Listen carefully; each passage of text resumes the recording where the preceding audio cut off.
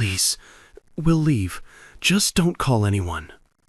A single dad bought an abandoned farmhouse to escape the ghosts of his past. 3 little girls broke into it because they had nowhere else to go. When he found them hiding in the shadows, hungry, terrified, and desperate, he faced a choice. Turn them in, or let 3 strangers save his life. This is the story of how broken people become family. Before we continue, please tell us, where in the world are you tuning in from? We love seeing how far our stories travel. Blake Porter stood in the doorway of the old farmhouse, his truck keys still in his hand. The late afternoon light filtered through cracked windows, casting long shadows across the dusty wooden floors. He'd bought this place 3 months ago. A foreclosure nobody wanted, 5 hours outside the city.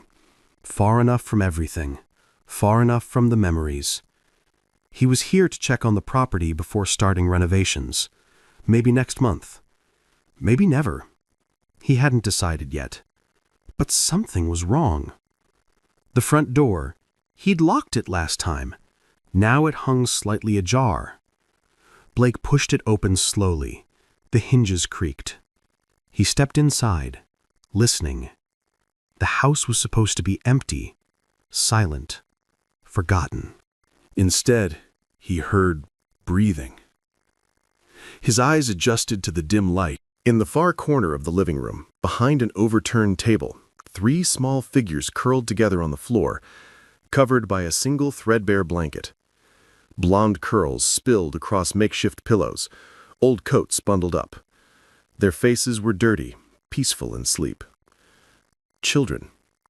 3 little girls sleeping in his abandoned farmhouse. Blake's boot scraped against the floor. All 3 pairs of eyes flew open. They scrambled backward, pressing against the wall, clutching each other. Fear, pure, raw fear, flooded their faces. The one in the middle stood up first, positioning herself in front of the other 2. Her chin trembled, but she lifted it anyway. Her voice came out desperate and cracking. "Please, we'll leave. Just don't call anyone." Blake stood frozen, his mind trying to catch up with what he was seeing. These weren't teenagers sneaking in for a dare. These were children, little kids, 7, maybe 8 years old. "How long have you been here?" His voice came out rougher than he meant it to. The girl who'd spoken swallowed hard. "A few weeks." "A few weeks?" She nodded quickly. "We didn't break anything. We were really careful. We just needed somewhere to sleep. Somewhere dry." Blake ran a hand through his short brown hair. This couldn't be happening. He'd come here for peace, for emptiness, for escape. Not this. "Where are your parents?" The question seemed to drain something out of the girl. Her shoulders sagged. "Gone." "Gone where?" "Just gone." Blake looked at the 3 of them. Really looked. Same blonde curly hair, same green eyes wide with terror, same thin faces that spoke of too many missed meals. "What are your names?" The girl hesitated, then answered quietly. "June. That's May," she pointed to the girl on her left, "and that's Ivy, the smallest one on her right." Clutching a ratty stuffed rabbit. "How old are you?" 7. All of us." "All of you?" "We're triplets," May said softly, "born 3 minutes apart." Triplets? 7 years old, living in an abandoned farmhouse? Blake crouched down slowly, trying not to spook them further. "I'm Blake. This is my house." "We know," June said quickly. "We thought it was abandoned. We didn't know anyone was coming back. We'll go, just please don't call the police." The desperation in her voice hit Blake like a fist to the chest. "Why not?" June's eyes filled with tears she was fighting hard not to shed. "Because we can't go back. We can't." Blake felt the air leave his lungs. He should walk away. Call the authorities. Let someone who knew what they were doing handle this. But looking at these 3 small girls, clinging to each other like it was the only thing keeping them alive, something in his chest cracked open. "When did you eat last?" The girls exchanged glances. "We're okay." June lied. Blake stood up. "I'm going to get food. You stay here." "You're not calling—" "I'm not calling anyone. Not yet. Just stay here." He walked out before they could respond, before he could change his mind, before he could think too hard about what he was doing. Blake returned 40 minutes later with bags from the diner in town. Burgers, fries, chicken tenders, apple juice boxes. The girls were exactly where he'd left them, huddled together like they expected him to come back with police. When they saw the food, their eyes went wide. "Eat," Blake said, setting the bags down. They didn't need to be told twice. They tore into the food like starving animals, and Blake realized that's probably what they were. Starving, desperate, abandoned. He sat on the floor across from them, watching them eat, trying to figure out what the hell he was supposed to do. When they'd finished every last fry, June wiped her mouth and looked at him. "Thank you. You going to tell me what's really going on?" June looked at her sisters, took a shaky breath, and started talking. Our mom died 6 months ago. She had cancer. It took a long time. Blake's chest tightened. "I'm sorry." June nodded, her eyes distant. "Our dad, he was never around.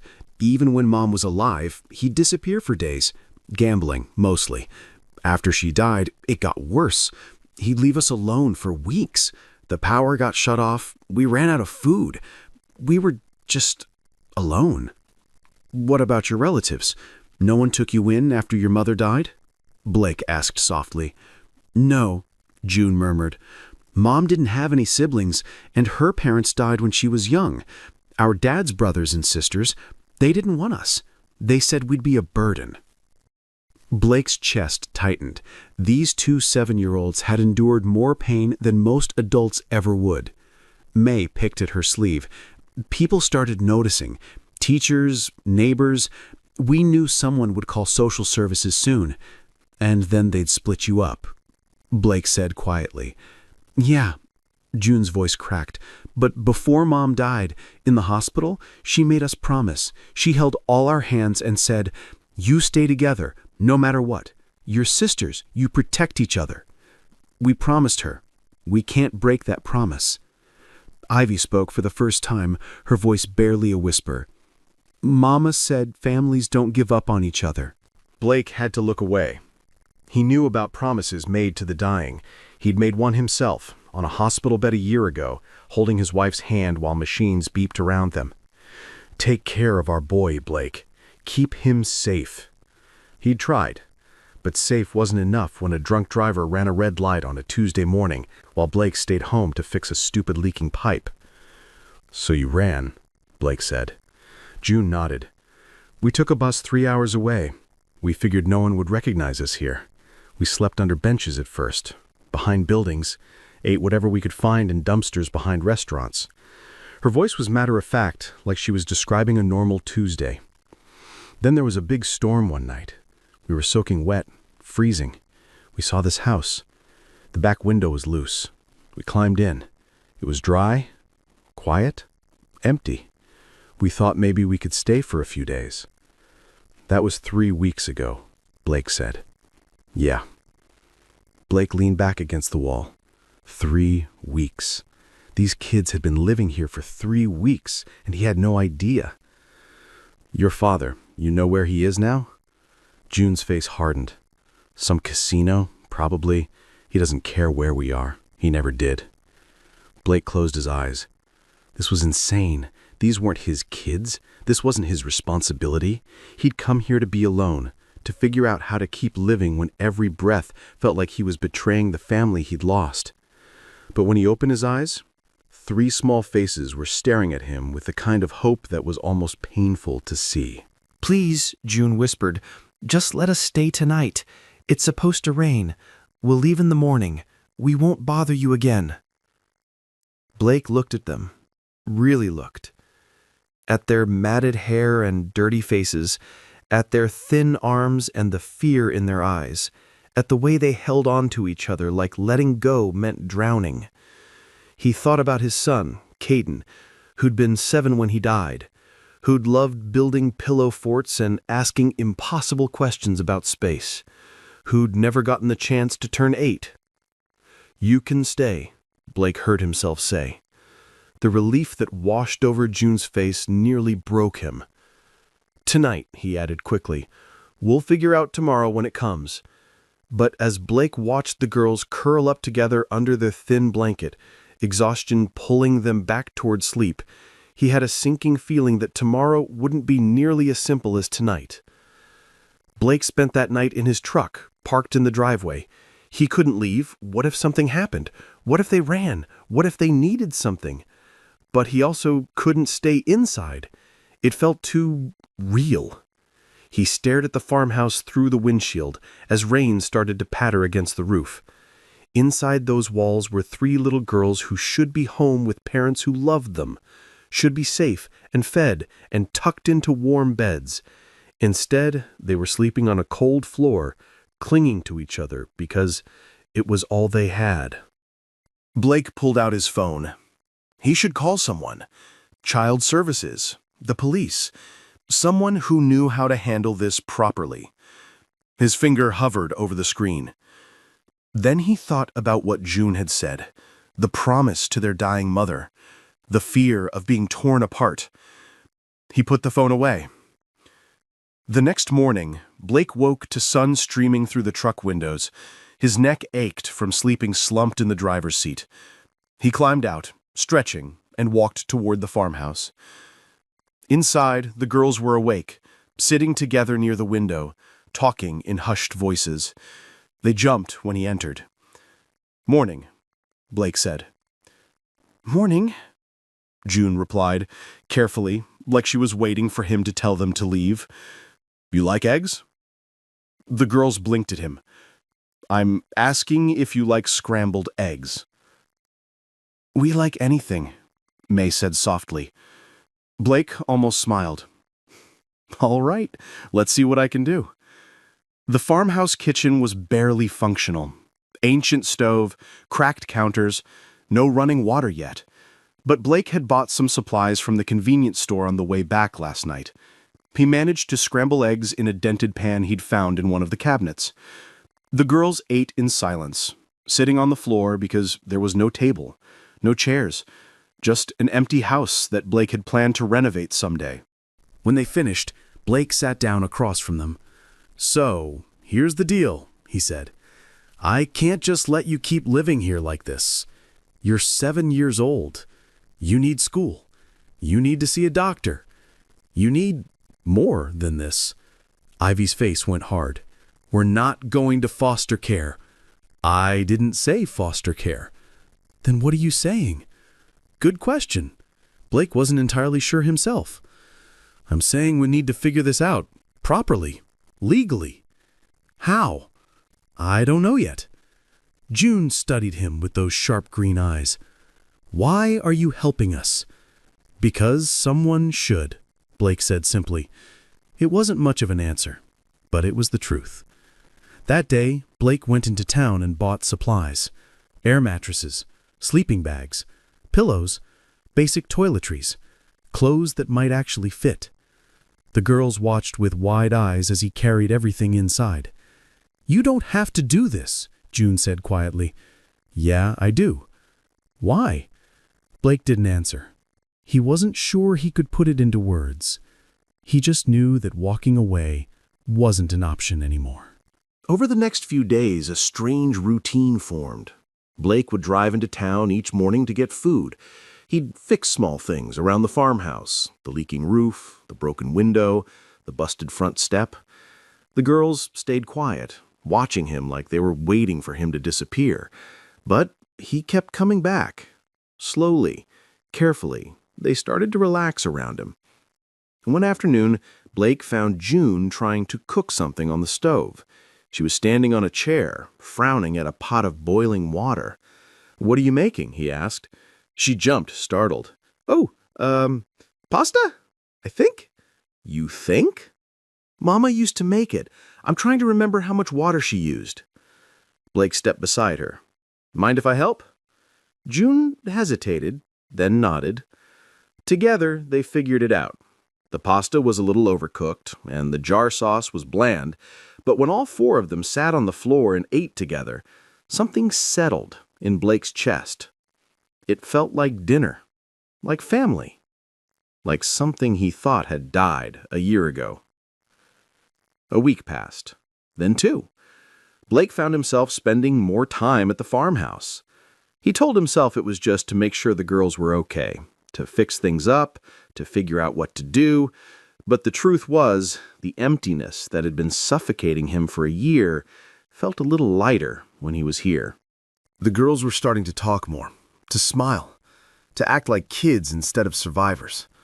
One evening, May found an old guitar in the attic, covered in dust and cobwebs. She dragged it downstairs, her eyes bright. "Do you play?" she asked Blake. "Used to. Long time ago. Will you play something?" Blake hesitated. He hadn't touched a guitar since before the accident. Music hurt too much. Reminded him of Emma, who used to sing while he played. Reminded him of Caden, who'd bang on toy drums off beat and laugh when Blake tried to teach him rhythm. But May was looking at him with such hope that he couldn't say no. He tuned the strings as best he could and played something simple, something soft. The notes filled the farmhouse, and for a moment, Blake forgot about the pain. When he finished, all three girls were smiling. "That was really pretty," Ivy whispered. Blake's throat tightened. "Thanks, kid." 2 months in, Blake realized something had shifted. He was sleeping at the farmhouse now, on an air mattress in what used to be the master bedroom. The girls had their own room down the hall, 3 sleeping bags lined up side by side, because they refused to sleep apart. He'd gotten the electricity turned on properly, fixed the plumbing, bought a table and chairs from a thrift store, started making the house livable. And the girls, they were laughing now, really laughing. June had started helping him with repairs, handing him tools and asking questions about everything. May played the guitar every night before bed, getting better with each attempt. Ivy drew pictures constantly, mostly of 4 people standing in front of a house, holding hands. Blake kept every single one. One night, he realized he'd gone a full day without thinking about the accident, without being crushed by guilt, without feeling like he was betraying Emma and Caden by still being alive. He was in the kitchen washing dishes when it hit him. He'd laughed today, actually laughed, at something silly June said, at May's off-key singing, at Ivy's drawing of a horse that looked more like a blob. He hadn't laughed in a year. But with these 3 little girls in his house, it was easier. The grief was still there. It would always be there. But it wasn't the only thing anymore. Blake knew what he was doing was illegal. He had essentially taken in 3 runaway children without contacting authorities. If anyone found out, he could face serious consequences. But every time he thought about calling social services, he remembered the fear in June's eyes, the way all 3 of them clung to each other, the promise they'd made to their dying mother. He couldn't do that to them. The bond between them was growing deeper. It was gradual, a slow building of trust that couldn't be rushed, but it was real. June started calling him Blake instead of Mr. May would sit beside him while he played guitar, trying to copy his finger positions. Ivy began leaving her drawings in places she knew he'd find them, on his pillow, by the coffee maker, tucked into his truck. And Blake started to care, really care, about whether they were eating enough, about whether they were safe, about whether they were happy. One Saturday, he took them into town. A risk, but they needed clothes that fit properly. At the thrift store, the girls tried on outfit after outfit, giggling in the dressing room. It was the most normal thing Blake had done in months. As they walked out with bags of clothes, June looked up at him. "Thank you." "For what?" "For not treating us like we're problems." Blake stopped walking. "You're not problems. Everyone else thought we were. Then everyone else was wrong." June smiled, a real, genuine smile that lit up her whole face. And Blake realized something terrifying. He didn't want them to leave. 3 months after finding the girls, Blake was woken in the middle of the night by sounds from down the hall. Crying. He sat up immediately, heart pounding. He threw on a shirt and walked quickly to the girls' room. The door was cracked open. Inside, he could hear June's voice, thick with tears.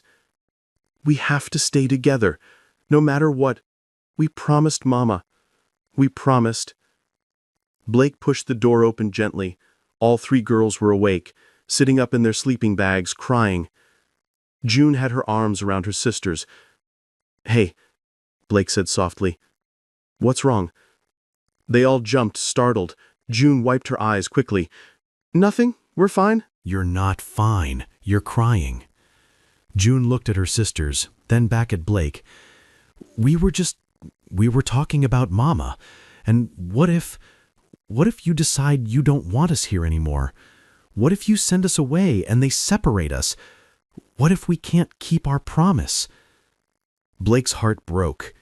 He walked over and sat down on the floor beside them. "Listen to me," he said firmly. "I'm not sending you anywhere. But you could. Any day you could decide we're too much trouble and you're not trouble. But what if—" June waited until she looked at him. "I'm not going anywhere, and neither are you. Any of you." "You mean that?" May whispered. Blake looked at each of them. At June, fierce and protective. At May, sweet and hopeful. At Ivy, quiet and observant.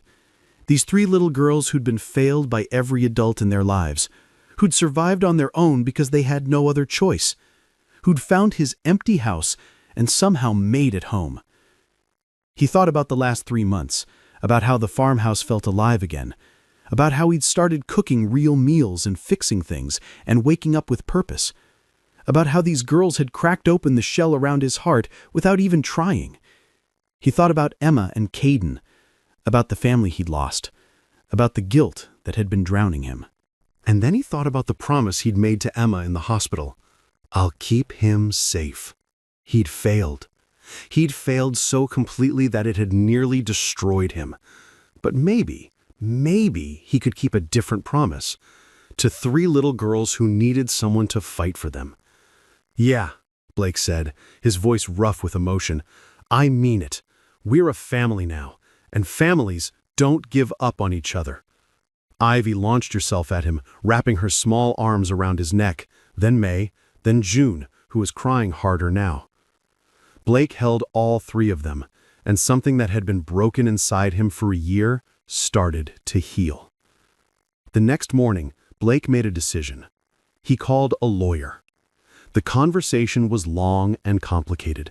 The lawyer, a patient woman named Janet, explained that the situation wasn't simple. The girl's father would need to be located. His parental rights would need to be legally addressed.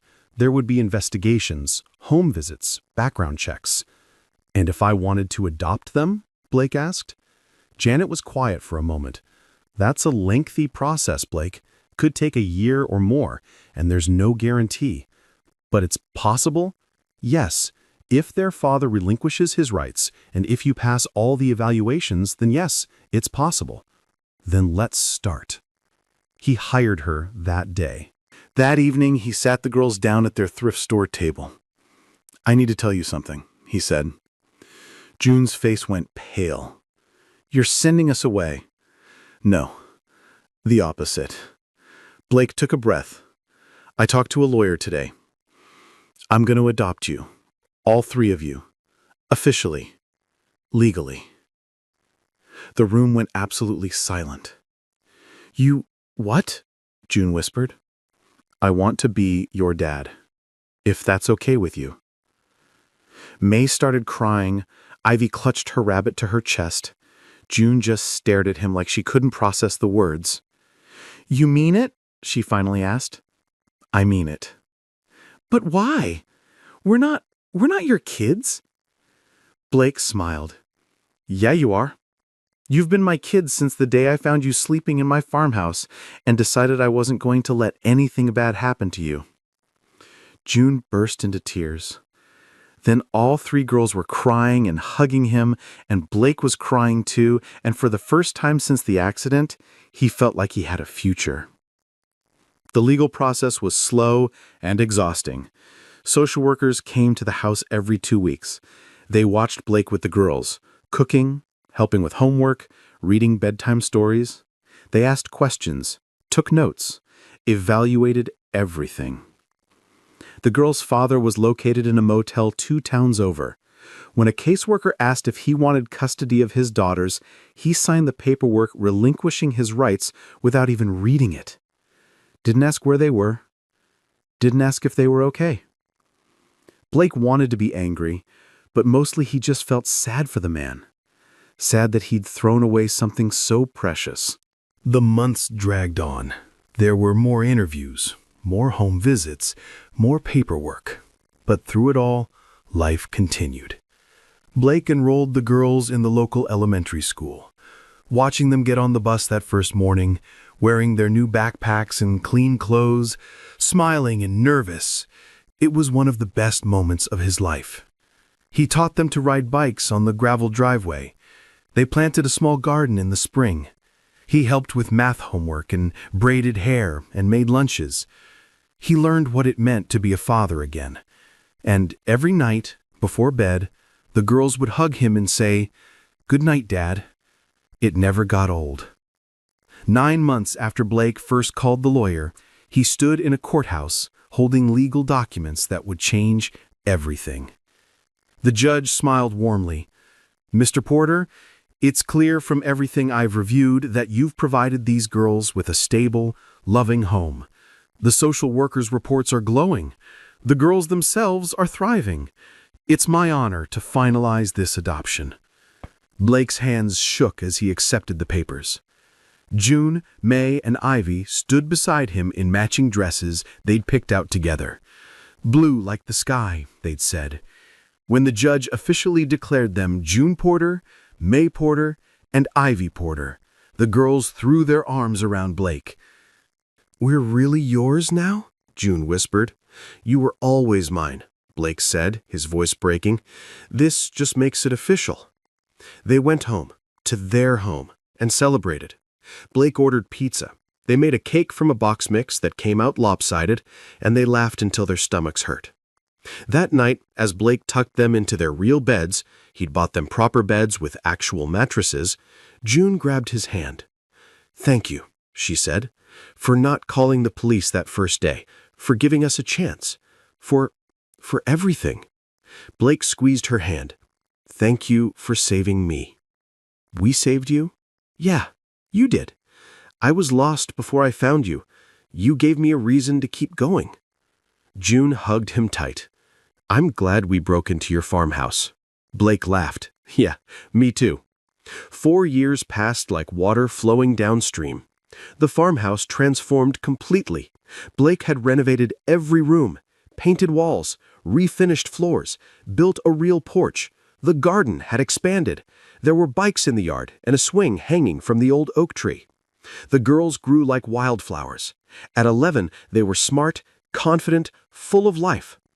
June was organized and driven, already talking about becoming a teacher someday. May had real talent with music. Blake had bought her a better guitar for her birthday, and she practiced every day. Ivy covered every available surface with artwork, and Blake had framed her favorites on the walls. Blake had learned to braid hair in 3 different styles.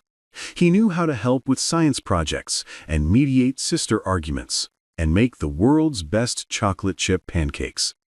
He'd learned to be a father again, and it felt right. One Saturday morning, Blake walked into the town bakery for his usual coffee. Behind the counter was a woman he'd never seen before. Brown, wavy hair, warm blue eyes, a smile that made the whole room feel lighter. "Morning," she said. "What can I get you?" "Just coffee, black." Bold choice. Blake smiled. "I'm a simple guy." "Are you?" "I find that's usually code for, I'm actually very complicated but don't want to explain it before coffee." Blake laughed. Actually laughed. "Maybe you're right. I'm Maria, by the way. First week here." "Blake, I've been coming here for years." "Then welcome back, even though I had nothing to do with your previous visits." There was something easy about her, something warm. Blake found himself lingering longer than he meant to. "You new in town?" "Just moved from 2 counties over. Fresh start and all that." "I know something about fresh starts." Maria's smile softened. "Yeah? How's it going?" "Better than I expected." Blake left with his coffee and a strange, unfamiliar feeling in his chest, something he hadn't felt in years. Hope. He came back the next Saturday, and the one after that, always for coffee, always with an excuse to talk a little longer. Maria was funny and kind and easy to talk to. She didn't pry about his past, but she listened when he wanted to share. One day, Blake mentioned the girls. "I have 3 daughters," he said. "Adopted them a few years ago." Maria's face lit up. "Really? That's wonderful." "They're amazing kids. Best thing that ever happened to me." "I'd love to meet them sometime." Blake's heart skipped. "Yeah, I'd like that." A month later, Blake brought the girls to the bakery. They were nervous. Blake could tell from the way June kept straightening her shirt and May wouldn't stop talking. But Maria was perfect with them. She asked about school, music, and art. She complimented Ivy's drawing of the farmhouse. She laughed at May's jokes. As they left, June whispered to Blake, "I like her." "Yeah?" Blake said, trying to keep his voice casual. "Yeah, she's nice, and she made you smile a lot." Blake realized his daughter was right. He had been smiling. A lot. Over the next year, Blake and Maria's friendship deepened into something more. They went on dates, sometimes just the two of them, sometimes with the girls. Maria never tried to replace the mother the girls had lost. She just loved them exactly as they were. And when Maria told Blake she loved him, standing in the farmhouse kitchen on a random Tuesday evening, Blake said it back without hesitation. When Blake proposed a year later, the girls helped him plan it. They picked out flowers, helped choose the ring, and hid behind bushes to watch when Blake got down on one knee in the town park. Maria said yes. The girls cheered so loud that everyone in the park turned to look. Blake and Maria married on a beautiful autumn day in the farmhouse backyard. The trees were gold and red. The air was crisp and perfect. June, May, and Ivy stood beside them as bridesmaids, wearing dresses they'd helped pick out. They held hands and grinned throughout the entire ceremony. When the officiant said, "You may kiss the bride," the girls whooped and clapped. Maria became mom gradually. She didn't rush it. She let the girls come to her in their own time. And they did. Within months, Ivy was showing Maria her paintings. May was playing songs for her. June was asking her advice about school drama. The family grew together, naturally and beautifully. 2 years later, Maria told Blake she was pregnant. The girls screamed with excitement. They immediately started planning. Names, nursery colors, who got to hold the baby first. Lucas Porter was born on a snowy December evening. 13-year-olds June, May, and Ivy crowded to the hospital room arguing over who got to hold their baby brother first. Blake watched his daughters with their new brother and felt overwhelming gratitude. His family, the one he thought he'd lost forever, had found him in the most unexpected way. In an abandoned farmhouse where 3 scared little girls had taught him that broken hearts could heal if you let them. Lucas grew up surrounded by love. His big sisters doted on him endlessly. June read him bedtime stories in funny voices until he giggled himself to sleep. May played soft guitar while he napped, and he'd wake up smiling. Ivy painted a mural of stars and moons and planets on his nursery wall. When Lucas learned to walk, all 3 girls cheered. When he spoke his first word, Mama, they cried happy tears. When he started preschool, they made him a good luck card covered in glitter. Blake would watch them together and think about how far they'd all come. From that first day when he'd found 3 terrified girls sleeping in his empty house, from the nights when they'd cried about broken promises, from the slow, careful building of trust. They'd built something beautiful, something real. The years flowed forward. Birthdays, holidays, graduations, first crushes and heartbreaks, college applications, Lucas's first day of kindergarten, then middle school, then high school. June became a teacher, just like she'd always wanted. She worked at the same elementary school she'd attended. May pursued music, playing in coffee shops and small venues, building a following. Ivy became an artist, selling paintings at local galleries. But no matter how far they traveled, or how busy life got, they always came home to the farmhouse. For Sunday dinners, for holidays, for no reason at all except that it was home. Lucas grew into a good kid, funny, kind, smart. His sisters treated him like a celebrity. They showed up to every school play, every soccer game, every important moment.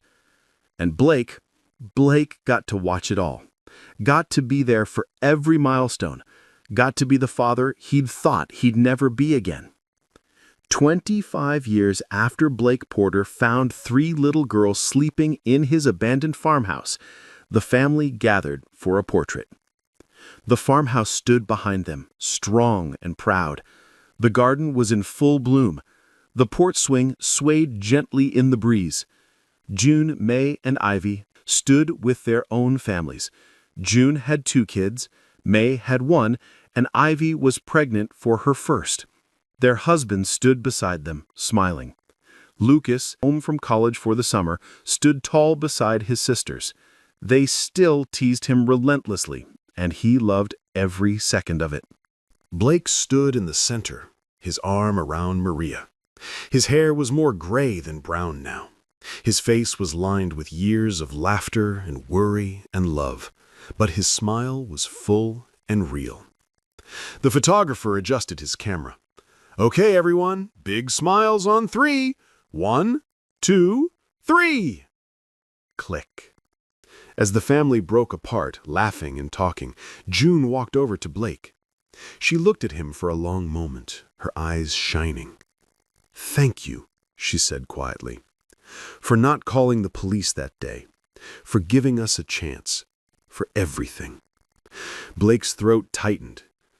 "Thank you for breaking into my farmhouse and refusing to leave." June laughed, tears streaming down her face. "Best decision we ever made." May and Ivy joined them, wrapping their arms around their father. Then Lucas piled on, then Maria, then the grandkids, giggling as they climbed onto the group hug. Blake closed his eyes, surrounded by the people he loved most. He'd bought this farmhouse to escape, to hide from grief, to be alone. But 3 little girls had taught him something he'd never forget. Sometimes the family you need finds you when you least expect it. And when it does, you hold on tight. You fight for it. You build a life together out of broken pieces and second chances and love that refuses to give up. And you call it home. If this story touched your heart the way it touched mine, please don't let it end here. Let it remind you kindness still matters, compassion still changes lives, and hope is never wasted. Subscribe and be part of our Soul Lifts Stories family, where every story lifts the spirit and reminds us that light always finds its way back. And if this moment moved you, share it, because sometimes sharing hope is the kindest thing we can do.